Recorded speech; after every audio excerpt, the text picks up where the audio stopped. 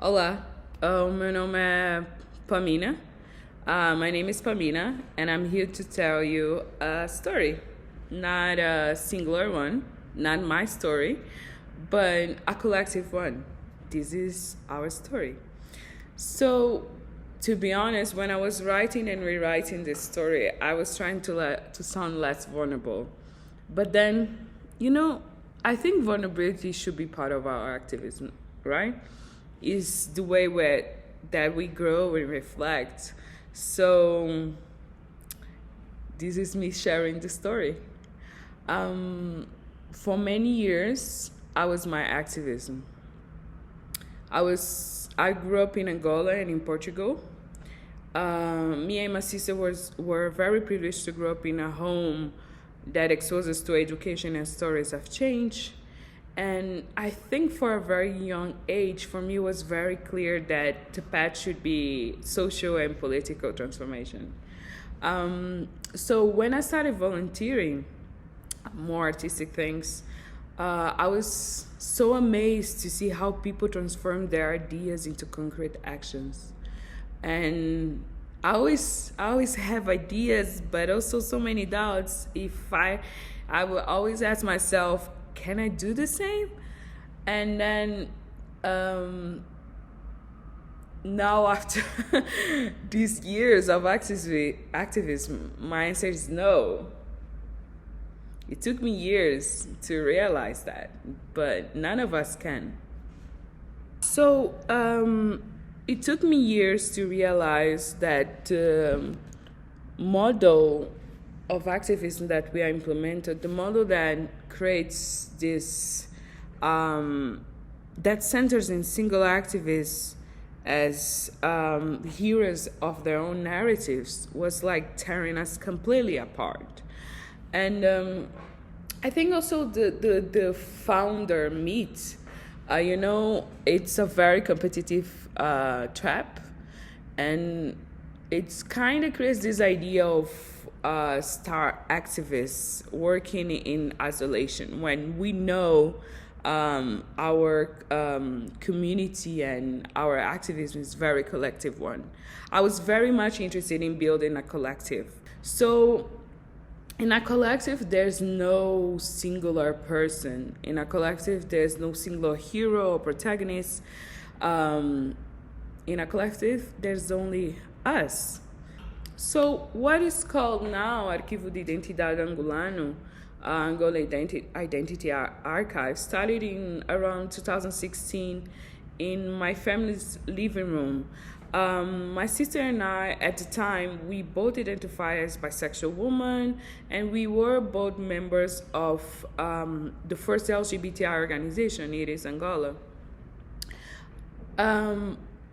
One day, while receiving friends and connecting with people and mobilizing people, we were trying to discuss how to create something new, something that made a space to evolve and adapt and imagine new beginnings. So we all wanted to build that space. So we started to show to Angolan society, our conservative society, that LGBTI people in Angola existed. We want to show our queer existence. So in the years that follow, we were able to create video testimonies.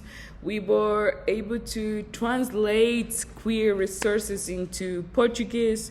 We were able to create a blog.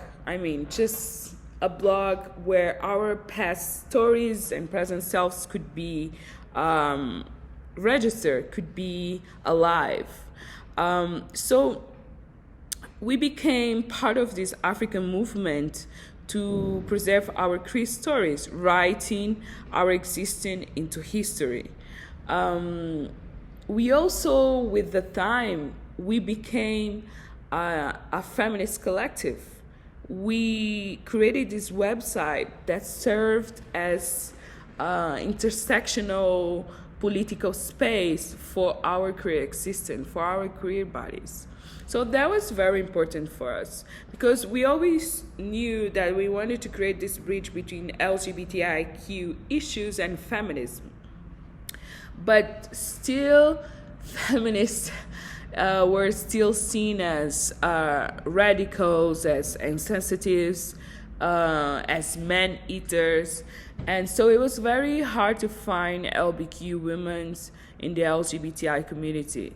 But linking feminist principles with our bodies and the content that we created for Aya, we found our intersectional fights. And that at the time for us, that intersection between the two fights was very much important. During this activism, we had highs, we had lows, we had burnout, we had violence, we committed violence, we were violent, we were victims of violence. But through the whole process, we still had homes. And that for me was, we always had a place to go back. The same couldn't be said about Marcelo. As Marcelo was sleeping in my old sofa and I was calling his family to take them back, I was always wondering if it was even wise. It kind of, we realized that Marcelo and our queer people who came to our doorsteps needed a space,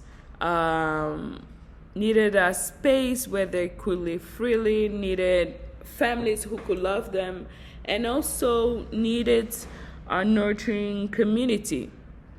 They needed a home.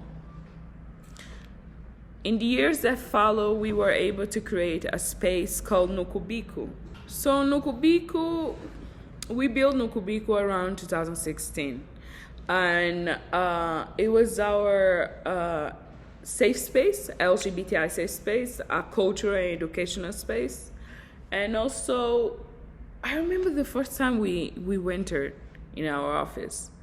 And we knew for the moment that we enter our office that the people that end up in our doors would be okay. It was hard. I'm not saying it wasn't hard, but as soon as we entered that office, we knew that all the queer people like Marcelo and other queer people that needed a space would be okay. And so Nokubiku quickly evolved into a shelter. Some nights, some nights we had 10, 15 people sleeping there. It was such a family in the sense that people were bringing small things from their homes and spending days and days in Nokubiku. Just making sense of that space that we were all creating, making sense that space that we all were creating as our own home. I think our collective still thrive for one important reason. It's bigger than its founders, right? It's a collective journey. I think that people come and go, and I am still very much committed into responding to community needs. Each one of us plays an integral role into building the movement. So everyone has a voice, everyone contributes, and everyone benefits. That's our main goal. This is how we are trying to build this movement, creating that space where we can create that. I think for me, Aya is delivering proof that change comes. Change comes when people work together. Change comes when we decided to make a collective effort. So I'm very proud to be part of that.